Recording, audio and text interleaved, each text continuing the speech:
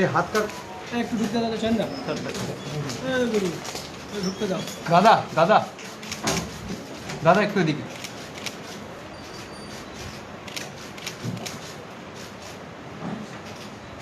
দাদা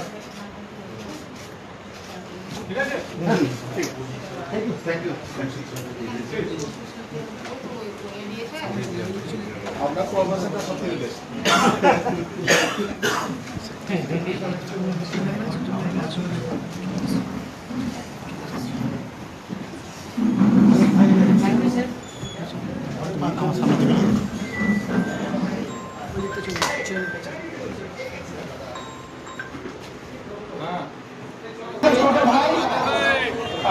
এবার আমাদের ছোট ভাই জুলফিকার আলী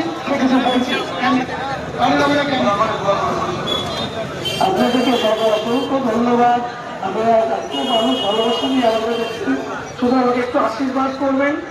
আর এই যার বলার অবস্থা খারাপ করে কোনো কথা বলতে পারছে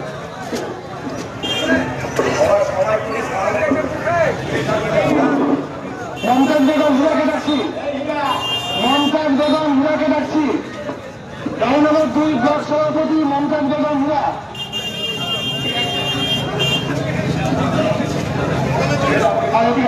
এবার আপনার সামনে বক্তব্য রাখবেন আমাদের প্রিয় মানুষ শ্রী অধীর রঞ্জন চৌধুরী।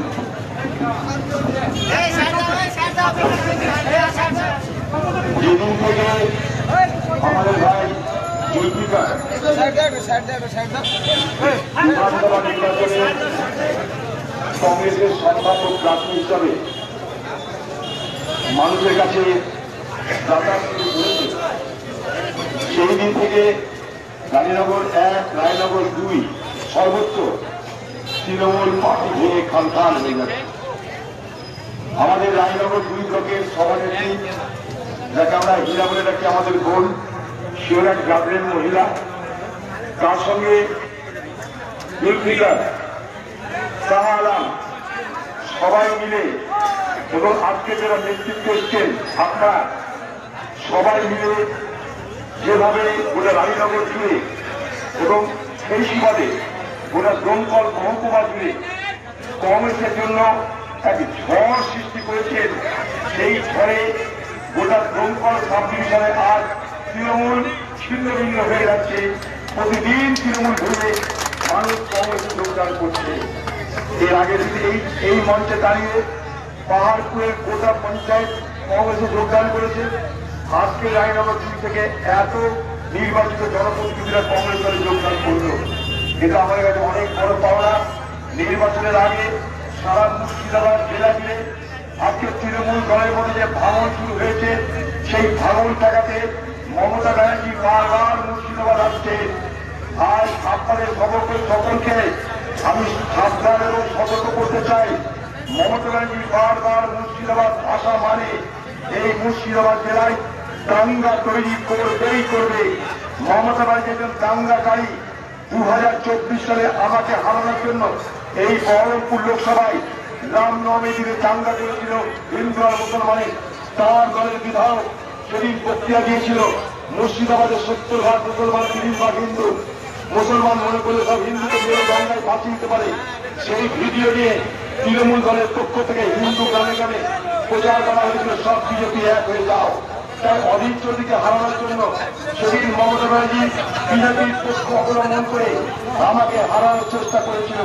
তার হাতিয়ার ছিল দাঙ্গা করা, হিন্দু মুসলমানের বিভাজন করা। আজকে যখন মুর্শিদাবাদ জেলায় নতুন করে কংগ্রেসের পক্ষে আজ জোয়ার তৈরি হয়েছে, হাজারে হাজারের মানুষ যখন কংগ্রেসকে সমর্থনের সিদ্ধান্ত নিচ্ছে, তখন মমতা ব্যানার্জি তার সেই পুরনো খেলা খেলবার জন্য মুর্শিদাবাদ জেলায় বারবার তিনি সফর করছেন। আবার আমি সতর্ক করে দিচ্ছি এখানকার প্রশাসনকে, এখানকার মানুষকে, যে মমতা ব্যানার্জির একটাই উদ্দেশ্য, একদিকে বিজেপি, একদিকে তৃণমূল, তাদের লক্ষ্য এক, দাঙ্গা তৈরি করো, ভোট আদায় করো।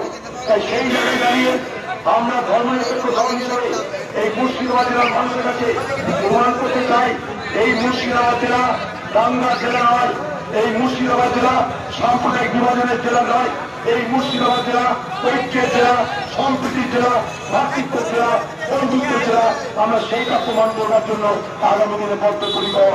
এই মুর্শিদাবাদকে সামনে রেখে আগামীতে সারা বাংলাদেশে তৃণমূলের অত্যাচার দুরাচার স্বৈরাচারের বিরুদ্ধে যে অভ্যুত্থান আমরা শুরু করেছি সেই অভ্যুত্থানের পরিণতি ঘটবে এ বাংলায় আজ হয় কাল এবং সেখানে সেই নেতৃত্বে কংগ্রেস এটা মাথায় রেখে আপনারা এগোবে ভয় দেখাবেন ভয় পাবেন না তা পুরুষরা ভয় দেখায় বীর পুরুষরা এগিয়ে যায় আপনারা তা পুরুষরা বীর পুরুষ তাই আপনারা এগিয়ে যাচ্ছেন আমাদের মাজগুলি করছে আমরা প্রার্থী করেছি ওইখানে তৃণমূলের প্রার্থী হবে আমাদের কাছে খবর এই হালাত থেকে এইরকম অবস্থা থেকে কংগ্রেসের প্রতি এই জোয়া থেকে বাদ ভাড়া মানুষের কংগ্রেসের উচ্ছ্বাস থেকে সেই প্রার্থী মনে মনে ভাবছে নমিনেশন পত্র থেকে আমি নিজেকে প্রত্যাখ্যান করে দিব কিনা এমন না হয় যে নমিনেশন হয়তো দিল পার্টি কিন্তু সিম্বল জমা দিব না এমন হলেও কিন্তু অবাক হবেন না আজকে জুলিফিকার ওই এলাকার তৃণমূলের নির্হাম করে দিয়েছে